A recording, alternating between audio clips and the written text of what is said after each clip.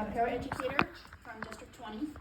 I was supposed to do this for 1 year because I said that I didn't have patience for other people's kids.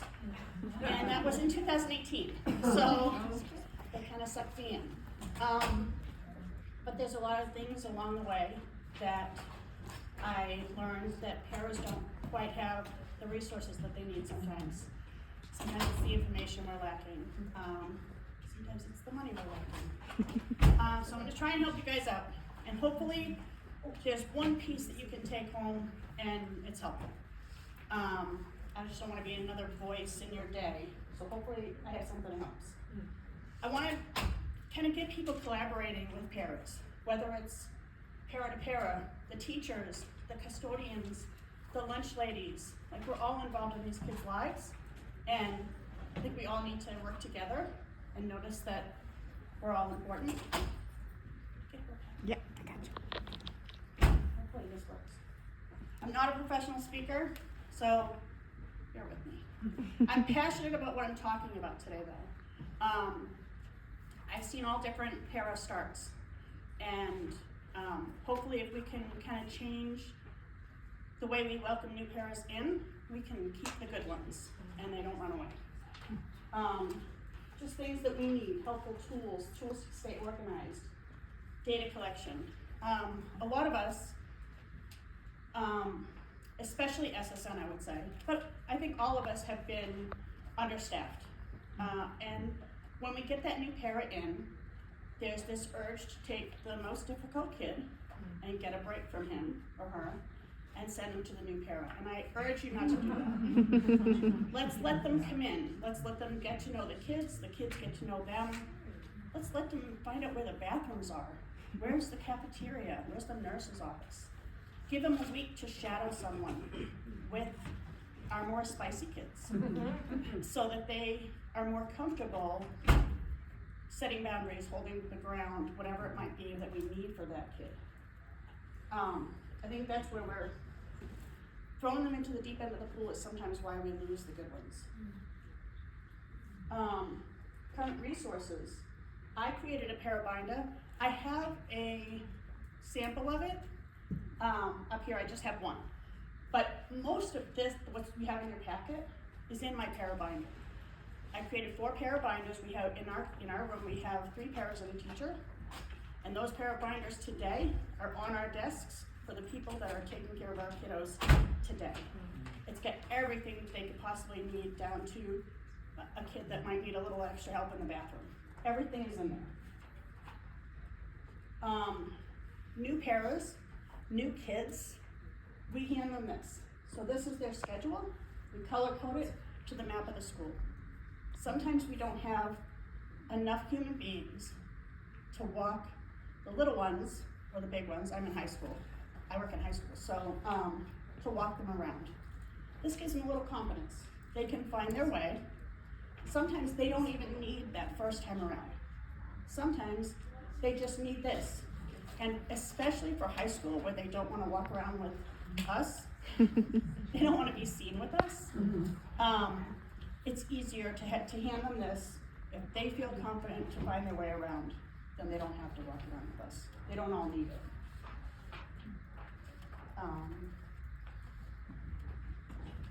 In our class, we do a color-coded schedule. So these are all the kids and all their classes. And then we color-code it to the para or the teacher. So I know where you are, you know where I am. We know where the need is. Once we set it up like this, it's really easy to change from year to year. Super easy. So we do this just to make sure you get a kind of overall look of who we're missing. Does this kid really need help in ceramics? Is he okay in ceramics? But it gives you that visual. You try to move them. I gave you guys a blank one and one that was kind of partially filled out just to show that what we do is we put the schedule, all the schedules. We have block schedules, whether it's cat time. We have cat time. I don't know who has. Do you guys have that time? Something. It's academic time. So it's we have it on Wednesdays and Thursdays, and it's just an extra class. So we kind of space out. If you look at the schedule, because it's kind of like set up almost like an assembly schedule, but during that time, they can go to their different classes to get help. But we have it on here, so anybody helping out in the classroom, I can hand them this. They know where the kids are, where the need is, and what time classes start and end, because we always ask that. But I also gave you a blank one, if you want to use it.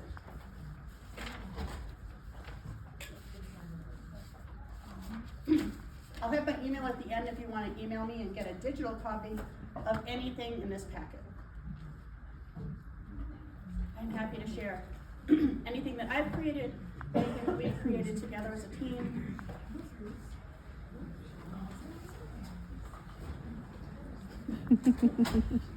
We also have the emergency numbers for our kiddos. So I know that it's in the computer and it takes a minute to look for, but we have kids that we don't have time to stop and look it up. So if we all have just their first or second emergency numbers in the para binder that we give to subs, new paras, anything like that, it makes it so much easier. Pairs, it's all like an IC for us, Yeah. and pairs don't have access to us. Oh, really? No. So our paras do, Our pairs don't. but if you've got a kid in an emergency, how long is it gonna take you to find mom's number? Exactly, yeah, it's like me, it's either one of us or the secretary in the office, yeah. Yes. So if we all have this page, Mhm. single piece of paper in the binder. Now, as paras, in our district anyway, we're not allowed to call the parents, but I can relay the number to the people that can. Yeah. We put this in here for new paras and sub paras. You guys see the? Oh, do you want a packet? No, I got one. Because I know when I started, just trying to figure out who I'm supposed to call for payroll, for vacation, for whatever, it's kind of, you're trying to figure out who to ask about who to ask. So we keep this in the para binder as well, just the emergency numbers, the nurse's office, and give the extension and the full numbers, just in case we're on our cell on the run, that we all have.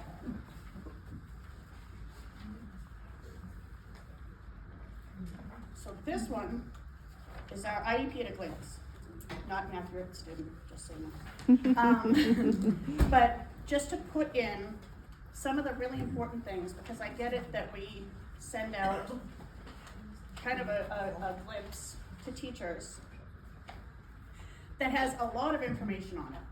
And how many teachers are reading all of it? That many? Yeah. Well, they might look at the accommodations page, but like there's so much extra information that they don't necessarily need. But it doesn't have things like they're on a behavior plan, they're using this tracking sheet, these are the way to respond to this behavior. It's not in a snapshot. Right. There's nowhere that it says Lay's potato chips gets him to work. Right. And the accommodations page sometimes is way too long, and the teachers are like, I'm gonna take the top 3, and what they don't realize is we've been adding stuff at the bottom that is kind of important. So we do like a little snapshot with an actual picture of the kid, what their disability is. We give these to the teachers, on top of the one that we're mandatory have to give to the teachers. They still get that, because we have to get the sign up. But we give them this, which just gives the basic information and helps out. We can add anything. What does dysregulation look like for that kid? What does it look like when he loses it? Or if he's a kid that's just a growler, but nothing more is gonna happen, you need to know that, because we have some kids that, on the outside, you're like, that kid's gonna explode, and I go, no he's not, because we know him better. But that's where we start gathering information on dysregulation. So when we learn something about a kid as we go along, instead of writing that he was dysregulated, I mean, that's the term, but what does that mean? Because we have kids that, if they're growling, we need to clear a classroom. We have other kids that could be pounding the desk with their fist, and we're just chilling, like, he's fine, he just needs to do that. My son was in behavioral sped, and he was a screamer. And he was a 2-hour-long screamer. You could hear him through most of the school. That's all he was gonna do.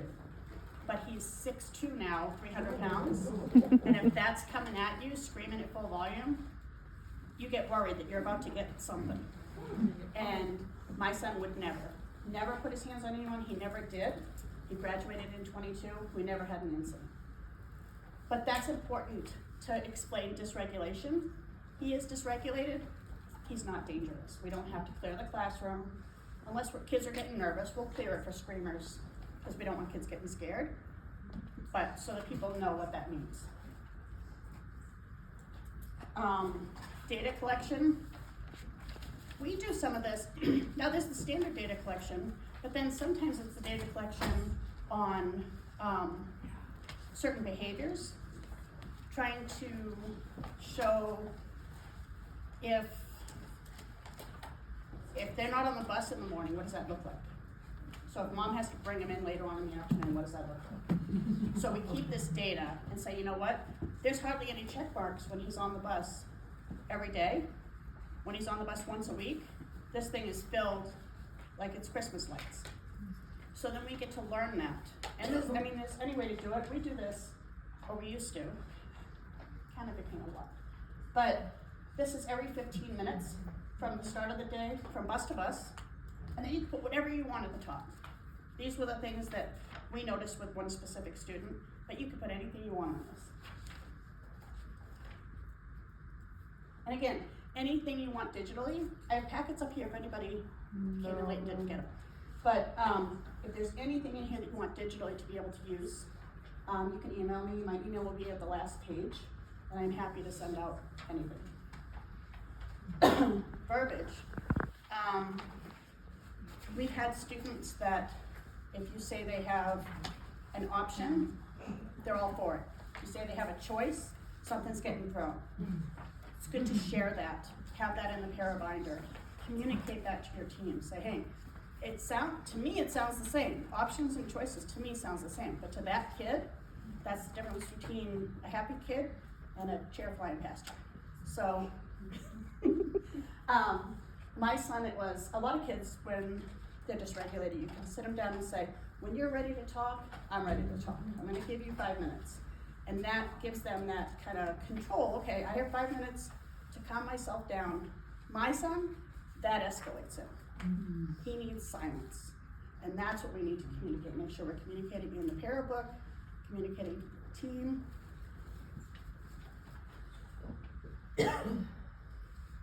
So this one's mine. This one I created. And this kit, you have 2 different versions in your packets. One has pictures of me spying through the window, and one doesn't. But the back is the same. So this is the zones of the para. I created this a few years ago, and I've sent it to other schools, and they're using it. We have a school in our district that calls it how to get rid of my para. However you use it, I don't care. I think it works because it gives them clear rules of why I'm here. We have kids, you walk in the room and they go, what are you doing here? Why are you here? How can I get a buddy today?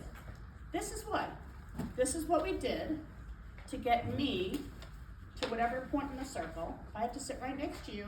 There's a reason for it. So we give the kids the why, but the other side on the back, it gives you, how do you get me to move further away? Because that's what they want. They want their independence. They want to be left alone, even if they shouldn't be. But this tells them, how do you get that? How do you get me to leave you alone? So whatever stage they're at, there's a why and a how. And the kids kind of respond to this. We have this in poster form in our room. And I think it just makes it really clear when they ask, why did I earn a buddy? They can find out. I'll tell them why I earned a buddy.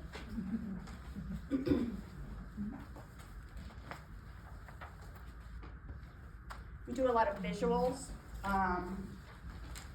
This one helped out a lot. We had a girl that really, she responded to the numbers really well. We could just say, we're at a 0. She totally understood what that meant. The other thing is we can pre-teach it, and then the kids that want that independence, that have earned that independence, but maybe need just a little extra, you can show this across the room. Now if I show this across the room, none of you know who I'm showing it to. I'm just holding it up. We usually have a smaller one if I'm doing that. but then they know they're being a little too loud. Maybe we need to take the volume down. Maybe outside voice is not for English class. And it works really well once you pre-teach it. We also have visuals in our room, how to send an email to a teacher, like an appropriate email to a teacher. How do we start it? What should we put in it? How do we end it? How to be polite in an email. Even if the teacher didn't grade the paper that you turned in and you've been waiting for it to be graded, there's a nice way to send an email. So we have that. We also have, I don't have it up here, but you have it in your packet. So we have checking grades and missings in IC. Like step by step, we give this to the kids. Because some of them will scan IC, and if it doesn't say missing, it's not missing. If it's not graded and you turned it in a week ago, maybe we need to look into it. Maybe it's on her desk, maybe it's on her to-do list. But maybe just check in with it, because all the kids say, I turned it in and she didn't grade it. The teacher's so mean. We've all heard the stories. We also have a little checklist for the kids for taking tests. That's in your packet as well. Just a reminder, we have the KMAC, which is math help. But however that works for your school. But they check to make sure that they have studied, which all of them say they did. Most of them did. So make sure that they have studied for the test, make sure that they have their notes, if they're allowed to use their notes. We also go over their accommodations, so they know their accommodations. That way they know if they're allowed to have notes. So when they go into that class, they have that confidence to say, I'm gonna use my notes, and if there's a misunderstanding, if there's a sub, they can say that's actually my accommodations. I can have my notes, or I can go into another area, whatever it might be. So our AN teacher has them write out their accommodations. We have a book that they use, and just to remind them what's their accommodations, what's their goals, because the kids need to know all that too. At what grade do you think that those are, really should be starting to take that independence with us? Oh, any grade. I think it depends. I mean, you would use it. The kindergartner's not taking a geometry test, but Right. they still have, just to start, I would start them out early. I would start them out. Understanding their goals and their. Yeah, to understand, I think they all need to know what we're working towards, even the little ones. Using it in their language, to understand what their rights are, to understand their accommodations are their right to have these helpful things. They need them, and they should be able to say, that's what I need right now. We don't use them every day. Right. Maybe we don't, they don't use all of their accommodations every single class period, but if we start teaching them early, they at least know where to look for them. Mm-hmm. They know how to voice and how to advocate for themselves. I think that's important, because I think our job is to advocate for these kids while teaching them how to advocate, so they don't need us anymore. So our goal is to not have a job, no. But not have a job with that one kid. We also have 5 against the law. We had a kid that when he first started, he kept saying, is that a number 1? Is that a number 2? And we're not, I have no idea. So the head teacher had to message mom, say, what's the numbers that he keeps shouting out? And it was 5 against the law, and it was just, he totally understood. His looked different. Oh, I didn't turn the page, sorry. His looked like this. I couldn't find it. So, but you have 2 different versions. And when I first started looking into it, I thought it was all like 1 through 5 bad behavior, but it's not. Number 1 is good behavior. So if they're at a 1, they're being kind to their classmates. They're talking kind to their teachers. They're being respectful. They're using the right volume.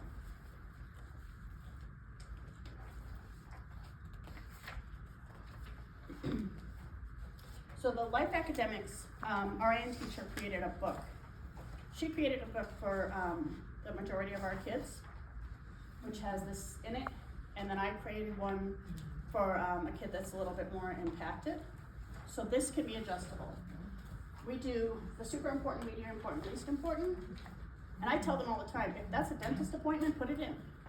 So that they don't think it's all just dredging on school and what do you have to do and what do you owe.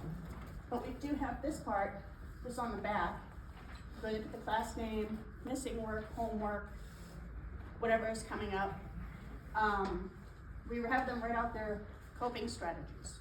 So they know, they start out with what's your mood. Not just what your mood is, so we don't hear happy every single day or mad every single day. Why are we in that mood? What caused that mood?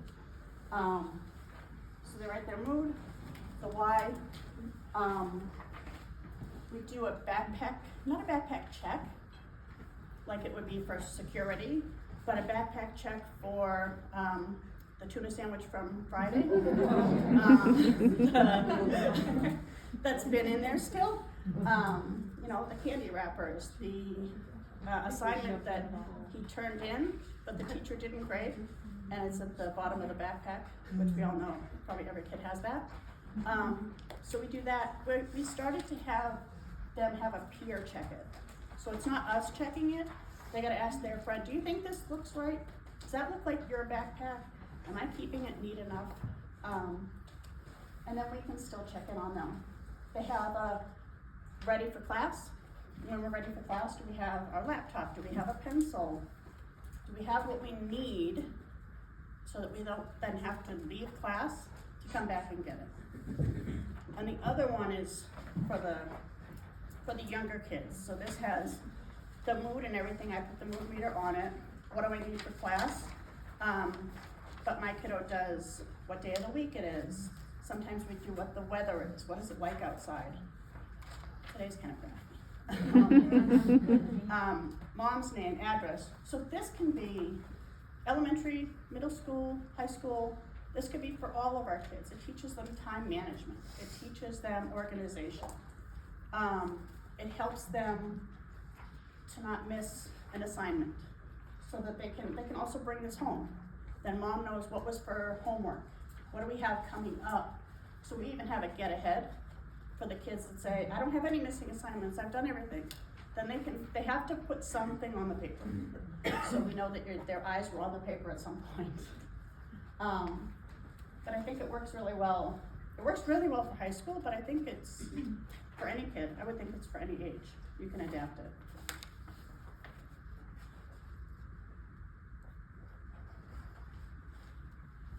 So we also have checklists. You get all different checklists, classroom checklists, checklists for rewards.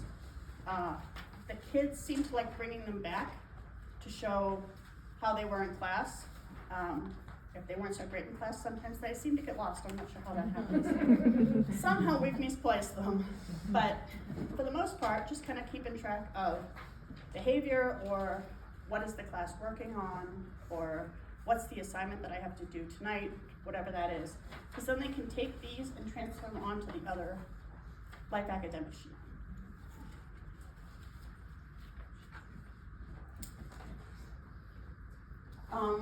So when I started, I didn't know anything.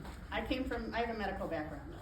And so when you come in to special education, a lot of times, the people that have been there for a while, they just use the acronyms. And after a while, you're not sure it's kind of embarrassing to ask, because I feel like it's your job, you should know what they mean. I went an entire school year not knowing what Schoology was. The teacher kept saying, get out Schoology, and all the kids knew. So I'm like, I can't be the only one that has no idea what you're talking about. And I didn't have any guidance from the people that should have been giving me guidance. So we have this in the para binder as well. And we try to update as it goes along, new things that come in, just so that you have the basics. These things are in the employee handbook typically, a para handbook typically. But it's kind of like sending a teacher the whole IEP so that they have the accommodations who read their handbook.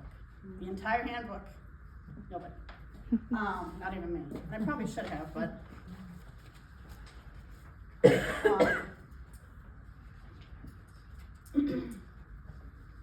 this is something some schools just use, we haven't really implemented it yet, but we've been talking about it a lot, having flags, and this is for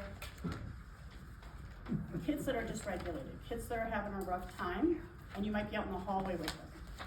And some people, and they're trying to be kind, they're gonna stop and they wanna talk to your kiddo to try and help out, and sometimes that backfires.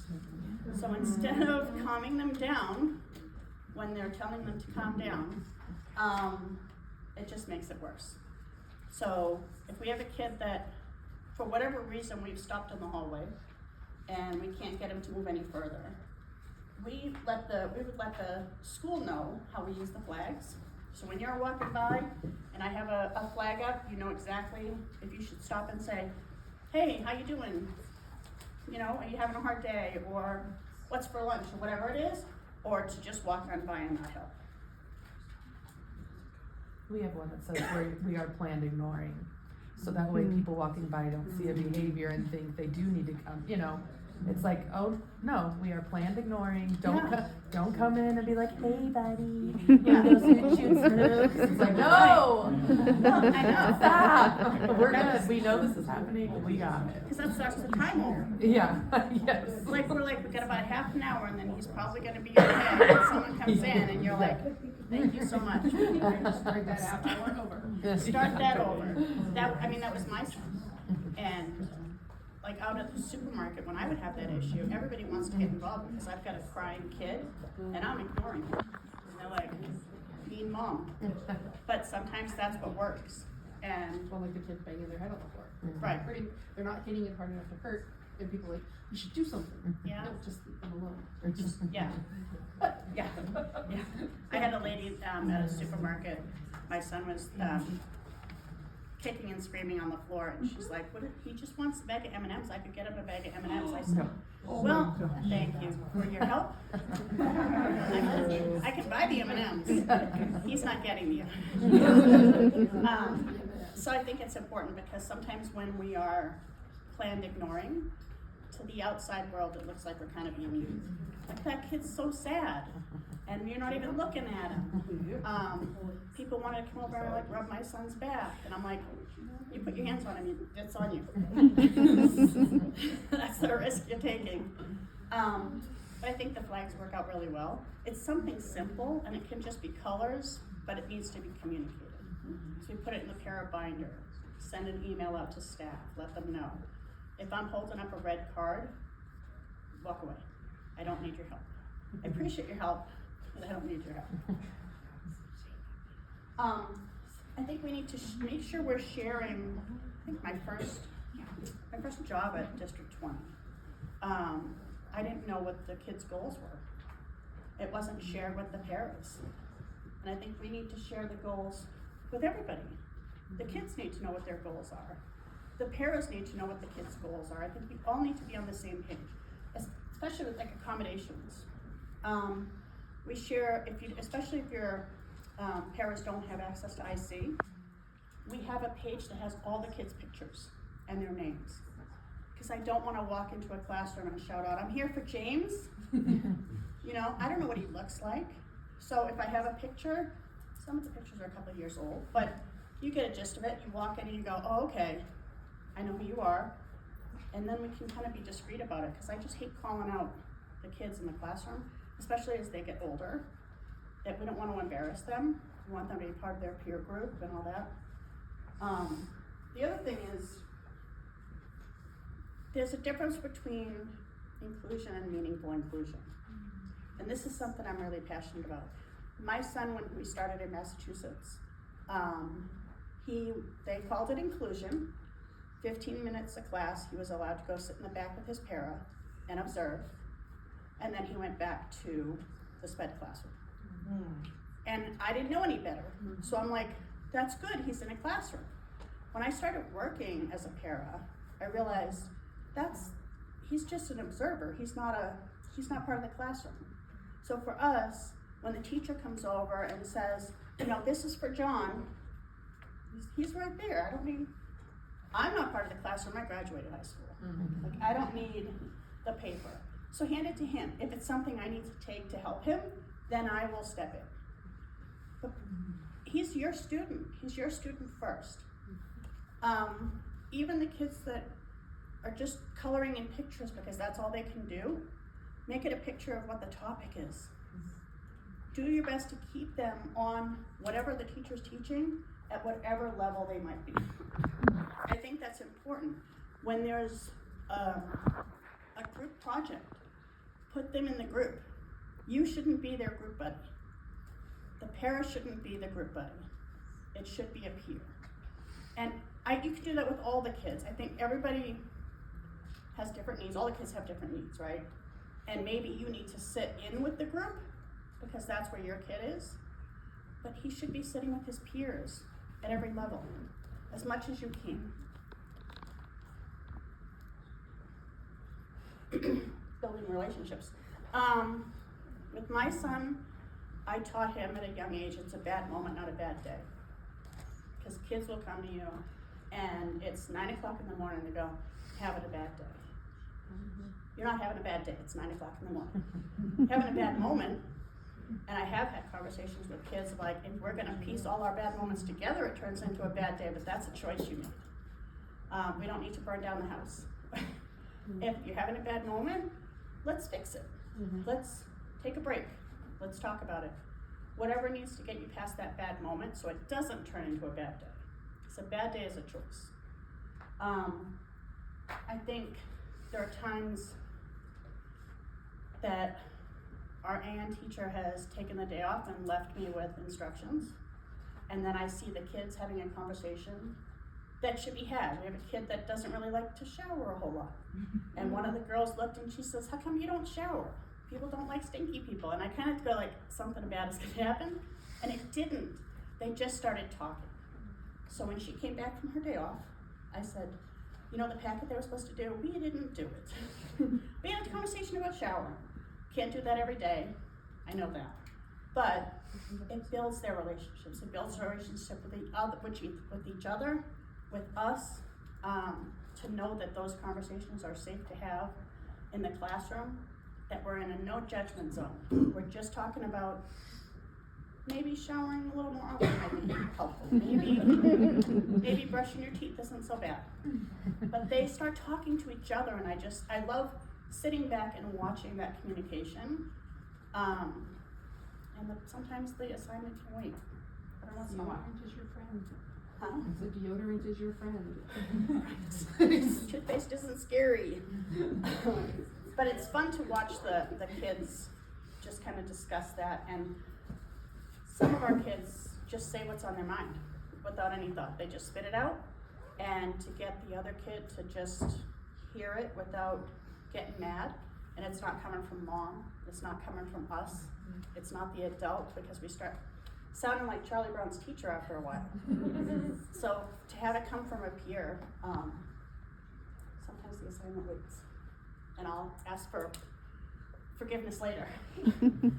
So team building for us, I don't like the team building exercises where it's like 2 truths and a lie, and let's play this roundabout game.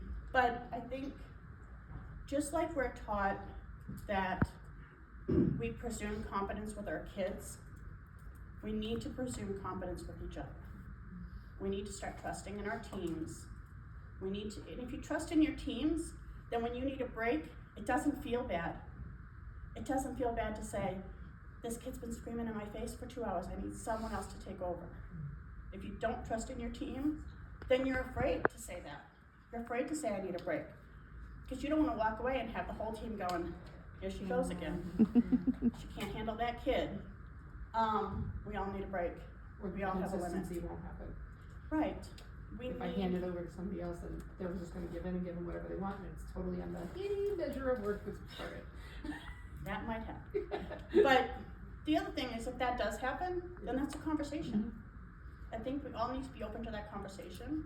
I think we're all adults, and I should be able to come to you and say, hey, I asked you to take over. What I meant was take over what I was doing, not when I leave the room he gets a chocolate bar.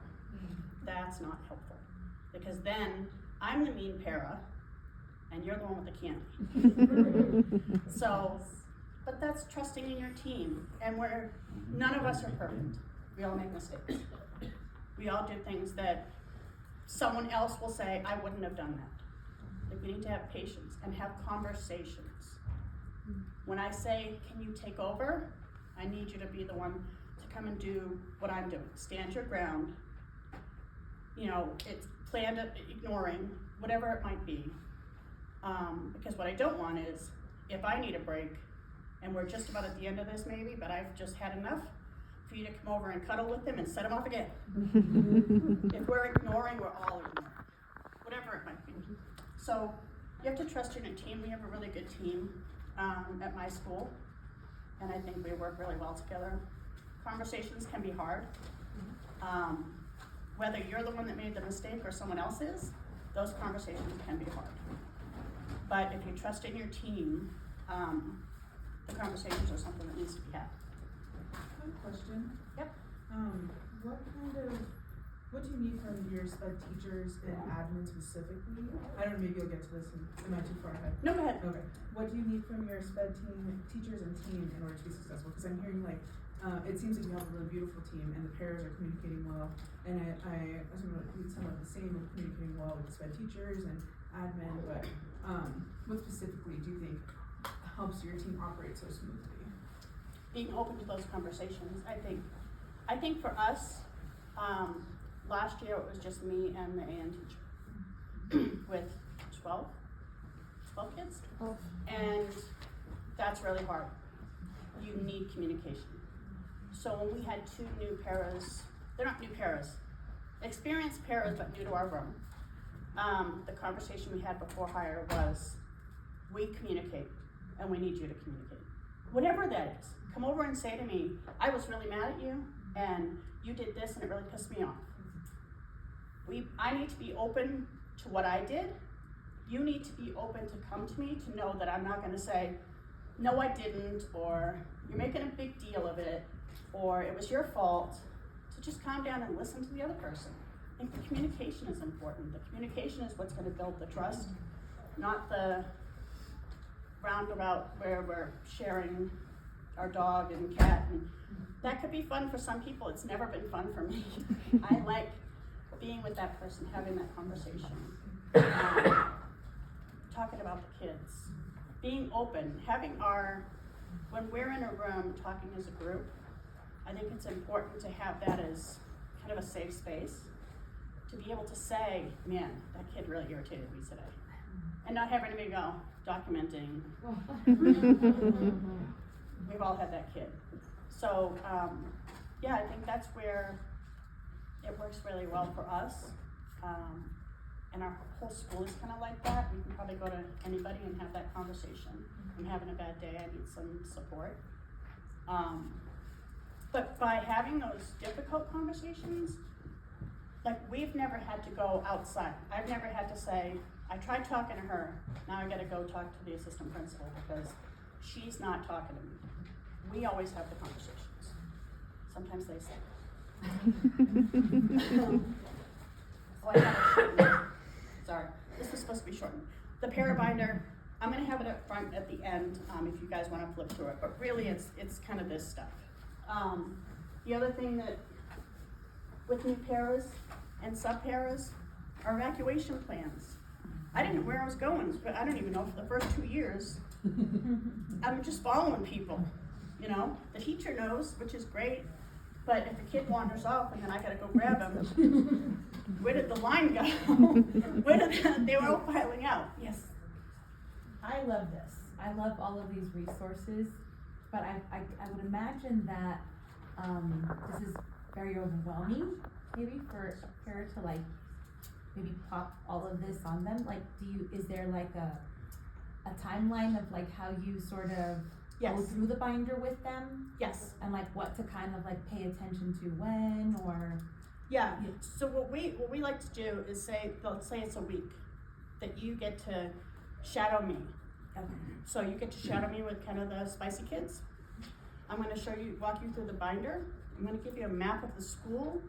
Like, I kind of put this together as I've gone along, Mm-hmm. of things that I wish I had Mm-hmm. when I started. So even for subs, I'll walk them through the binder. We did this yesterday, I walked them through, because today, my whole team is here. So our room is being run all by subs. So it was important to communicate the big stuff and also the little stuff. We have a kid that, he can't go to the bathroom by himself, but I don't have to go in there with him. So I count backwards from 10, really loud in the hallway. He thinks I'm still counting when he's in the bathroom. So when he comes out, I just go 2, 1.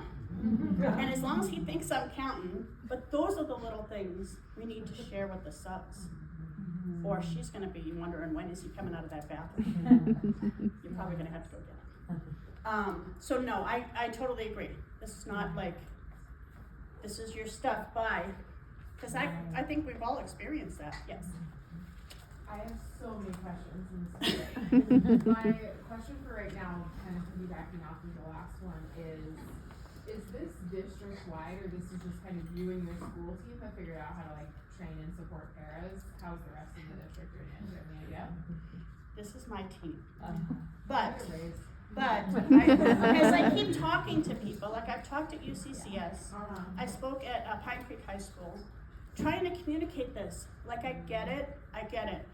Last year it was me and the AN teacher, and she's got her hands full and I have my hands full. So I had the spicy kid. I had the difficult kid. And it's so tempting when someone comes in and be like, ooh, there you go, he's yours. And how long are you gonna stay? We've lost a lot of people. The district loses a lot of people because they think, is my day, every day gonna look like Thanks for having the spicy kid? We don't, we gotta take turns. So when we got new paras, I agreed. There's 4 periods in a day, and there's 4 people in the room. We each get a period. But I still, even though I'm exhausted from this kid, I still gotta take my part. It's not fair. Is it district-wide? No. I'm trying to get there, and maybe you guys can share with your people. Like, this is why people are running out the door. Because we're just throwing them into the deep end of the pool and they don't know how to swim yet. Yes. I'm just wondering, first of all, I wanna say this is like really awesome and thank you so much. Yeah. For real, we're gonna use a lot of this like immediately. Thank you so How much. much are you doing as like a para leader versus how much is the teacher doing? Cause like, I would love to lean on my paras that are very competent and strong leaders, and I know some of this is probably better coming from a teacher. So how do you guys do it? From Boston. And I'm kind of bossy. And sometimes I railroad Laura. But she's open to all my ideas. I've worked at other schools. I've showed them all of this. And they go, okay. And it gets set aside. It's their school. So whoever is in charge of your room, it's up to them. But as a para, I will tell her, I really need this. I really need this. I need to do this. I need to, whatever we need, like the data collection. Sometimes the data collection we get is so complicated. If you're chasing, I'm actually gonna be like, okay, so he's running across the street. Let me just document this. Hang on. Give me a minute, right? Can you wait there at that stop Yeah. sign so I can write this down? Can you just stop? Yeah. I know you want to run across, but if we had something that was just a check, shove it in your pocket, you're chasing the kid. Later on, we'll figure out what the check means. But that's where I have the data collection for every 15 minutes. You can put a plus or minus in the column. So plus means that they did a great job on whatever we're documenting. I know it's not district data collection. It's not the stuff that we get from the higher ups that have never seen our kids. But the simplest way is the easiest way. It's the one that's you're gonna keep consistent. So ask your parents what they want. Are you a teacher or a parent? I'm a teacher, yeah. I teach an autism classroom, and similarly, I have a few paras that have been with me for 4 years now, and I think a lot of this would be really well done by some of these paras. And I just wondered how other people do it. Yeah, and listen to them. When they say they need something, don't say no you don't. Because sometimes we do. The other thing is, you have to trust to the point where if you hand over that assignment and you say it has to be done Friday, and you come in Monday, it's not, We're not yelling and screaming. Hey, what happened to that thing? And she goes, we played Uno. That's okay. And then you have the conversation of, that's okay. We're not gonna do that every time, all right? That's a once in a while, but yes. Yeah, I have a question. So I have a binder similar to this for my paras that they use, but have you ever, like, there's also like instructional and like content paras in my school that work with SPED and Gen Ed, as well as like, you know, some administrators and, you know, elective teachers that need to know this type of thing, but not all of it. And right now that's done through like a bunch of meetings with me. Have you ever made like almost like a watered down version, I guess, for more people in the school to see that work with the No, kids? I'm still fairly new to doing all of this, and really, this has been put together for the stuff that I wish I had. But I am welcome to anybody coming over and saying, what if we didn't need A, B, and C, we just need the rest of it? I mean, you can, most of the stuff is adjustable anyway, to different levels, to different needs. But also, whoever is asking for that binder, ask them what they need. I think that's, a lot of times that's what we're missing as paras. Nobody's asking us what we need. Everybody's handing us stuff, but nobody's saying, what do you need to help that kid? What do you need to help this kid? I think the communication is the key to what they need. And sometimes it takes the teacher coming forward, because sometimes the para, especially the older paras, don't want to be, I have no idea what you're talking about. That's kind of embarrassing when you feel like you should know. And I was a parent of 2 SPED kids, so you think that I would know. But there's stuff that's on the inside that you don't learn until you're on the inside. So sometimes it takes the teacher saying, I notice you're struggling with this kid. What can I do to help you? What do you need from me? Our leader does that all the time. What do you need from me? You had a hard day today? What do you need? Kind of. I have said that a time or two. She keeps saying no. She keeps saying not at school. Margarita bar. Slushy maker? Maybe there needs to be there's a party pooper and every bunch is gonna say no. So to kind of feed off of what your question was, like, when it came to like the schedule and stuff, we met, because there's myself and 2 other SPED teachers, for K5. We're a pretty large school, there's almost like 80 kids on our caseloads, and so like, between the 3 of us. And so there is 5 paras that we have, and so we met with them and was like, what are things that you really don't like about the current schedule? Yep. What is it what do you want to see? And then everybody kind of gave their feedback, and then we had 2 paras that kind of took the initiative and really sat down and put the schedule together as like, here is the proposed schedule, and then it was shared with everybody, and then like everybody came back like the next time we met, like a week later, because it was like between breaks a little bit. Are we missing anything? And then Yeah. it was helpful, because then it felt like, then everybody felt like they had more input on Yeah. the schedule. And we're still fixing little things, because like, we had a sub para for one that's out on maternity leave, Yep. and then she left. So now we have a new sub Yeah. para. And so we're just trying to like, so then it's like, there's somebody's absent, trying to work out some of how do we have a consistent schedule for when so-and-so is absent. We actually had a And that's schedule one at of the one things. point, the one I had up here, that had a sub color.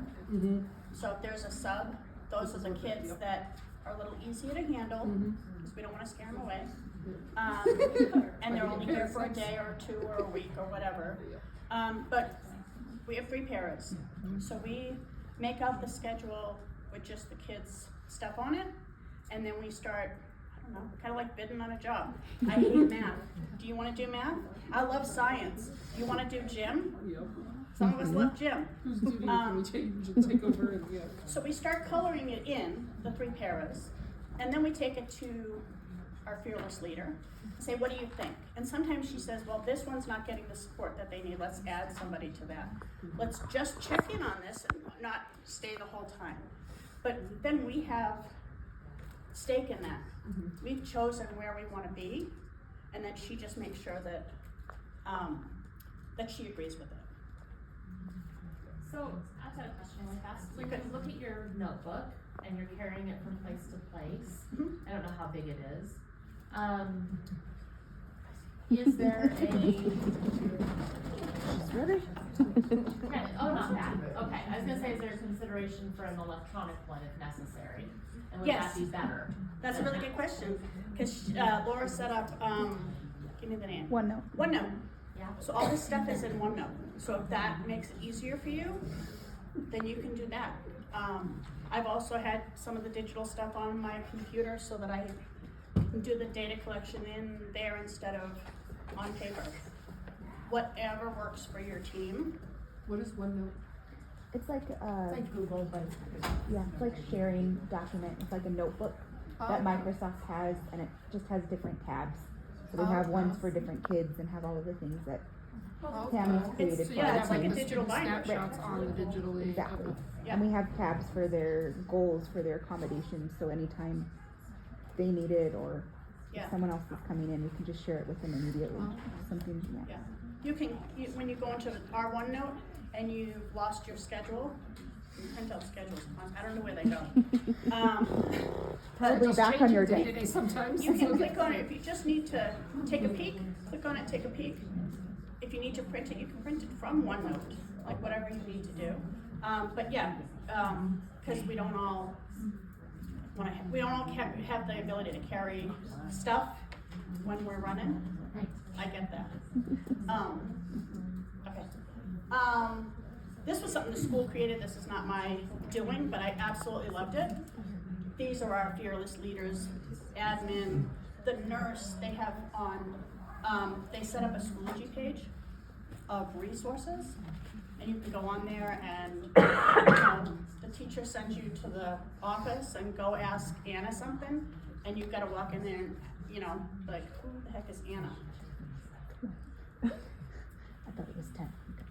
Was still good? Sorry. So it's their pictures. What do they do? What are their names? This is not something in the Parabinder. Oh, it is something in the Parabinder. It is something I added to the Parabinder. Yes. It's not everybody in the school, so it's not 50 pages of, doesn't look like a yearbook. But kind of the main characters, the nurse, the custodian. So when you see them in the hallway, you'll be like, oh my God, I know who you are. That kid just dumped something over there. Yeah, right, so let's see if we can find somebody to help us out. The rules of the school. I haven't been flipping my pages. I know this is tiny. This is too much. This was my creation, I apologize. But it's a work in progress. The rules of the classroom. Sometimes the rules of the classroom are a little different than the rules of the school. Sometimes we need to be a little stricter in our classroom than what the whole school has. We have this as a poster, that's easier to read as a poster, in our classroom. What are the expectations? For us, we do the expectations, we do what's acceptable, if you look at it, and the why. Everybody wants to, because the kids are all about the why. You can't do this, why? This why. Here's this why. So we kind of direct them back to the poster, but I think the why is super important. I think at any age, that's their favorite question in the world. The favorite statement is no, but the favorite question is why. Other thing that I would love if everybody added to their Parabinder, this is just for District 20, but what is the training? Some of us don't know. My first job, I'm trying to think, I was 2 or 3 years at DCC, and I didn't know until I moved to my second school that there was required training. I hadn't done it. I don't know who's in charge of checking if I've done it, but I didn't even know it was something I was supposed to be doing. Like, there's trainings that you're interested in doing, so maybe I put my hours in and that's why, but there's required training, CPI, things like that. So communicate that. It's in the Parabinder, I know. And that's kind of some of the feedback I get. It's in the Parabinder, I know. it's on page 732 of the Parabinder. And I don't know why you didn't see it. Right? You didn't catch that on page 430? Yeah, so just a snapshot of what's required. And then, our leader kind of shows us what's coming up, so she'll get an email and she'll share with us, hey, this is an opportunity, for learning. Other thing, who wants more money? This is my favorite part. Now, the instructions I gave you guys, starts with step 1, is for this is allowed in District 20 as a way to make pay increases. You would have to ask your district, if you're not District 20, if you can use this to get pay increases. But it's worth it. It's videos, you get to pick what you wanna watch. It's podcasts that you can listen to in your car and get credit. So as of today, I've maxed out my pay raises for my district. I don't get any more. But that means I got pretty good money. All right, para money, but it's pretty good para money. So this is, and if your district allows it, then you gotta check the second page. It's EdWeb. You gotta check because when I did it a couple of years ago, it was just watching the videos. Now for District 20, you have to make sure you're taking the test at the end. So just check with them, but I'm telling you, this is the easiest way. And then you still have the required trainings every year, but at least you can make the money now to have that better paycheck. That's the only way I can increase your pay. I'm sorry. It also works for teachers, but the instructions I have are for paras because that's what I am. But for D20, it also works for teachers. They have to do 240 hours. There we go. I mean, our pay increase for D20 is 11 cents. But if I can get all $2.20 now rather than 11 cents a year, that's what I want to do. There's a couple of things that's not on my PowerPoint that I really wanted to share. This is the Blue Envelope Program. So the Blue Envelope Program is for anyone that is high stress when pulled over by the police. As a driver, this is for drivers. But this is for kids, this is for mom that's got the beginnings of dementia, this is for anybody. This is official from the sheriff's office. So you get pulled over, before you get in the car, you gotta fill this out. You put your, there's instructions on it too in your packet. But you put your registration and proof of insurance in this. Keep this in your car, whoever's using it. On the back it tells special notes about me. So, you know, Uncle Bob had a stroke a couple weeks ago, a couple months ago, whatever, recovering, and the only thing that's left is that slur that he's got that might Look like he's drunk. look like he's had a few. He explains that, there's phone numbers. So if you've got a kiddo that might roll the window up and lock himself in the car, when he sees the lights, he can hand this to the police officer and then you can put the number on there to call you. Call mom. Then he calls mom on the site. I've talked to the sheriff that's at our school and he said he didn't know anything about this, but just from what I explained, he says, yes, that's what he would do. So there's a phone number, call mom, say, hey, I've got your kiddo, he won't get out of the car, he was speeding. It's not gonna get anybody out of a ticket, but it's gonna get them to have a little bit of grace. I know, I can't do that, I'm not that If you good. get a ticket from your husband, there's gonna be problems. But yeah, that might not be good. That's a conversation. But then they would call whatever number they put on here and say, hey, your kid's locked himself in the car. I'm just pulling him over for speeding, it's not that dramatic. Mom can then get on the phone with the kiddo and say, take a deep breath, it's gonna be okay. Or she can go to wherever you've been pulled over, wherever the kid's been pulled over. The other thing I have is this form is for anyone with an ID that has a disability. So this is like, I just lost it. The organ donor stamp you get on your license. This will put a stamp on it for kids that are disabled. That just gives a little bit more grace when they hand over their ID. If they're walking in the park with the hoodie over their head and they don't want to take the hoodie down. When the police officer looks at the ID, they say that kid needs a little extra care, a little extra patience, and because we've seen what can happen, and it's scary. And I have my special needs kid at home, and I worry about him, something happening.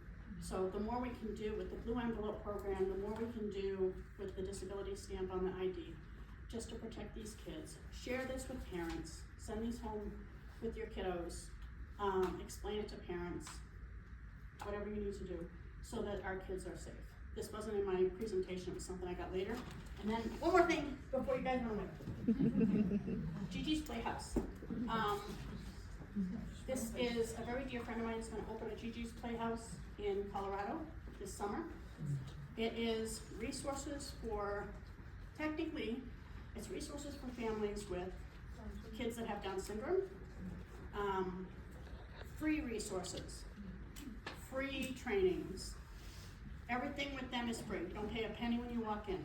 When I talked to her about it, she says any parent with a kid in special education can stop in and it would be free. Whatever information, resources that they can share with these people, there's people there to sit down with you, talk to you about what's available out there for therapies or whatever you need. So, that's it. We got to the end. Oh my God.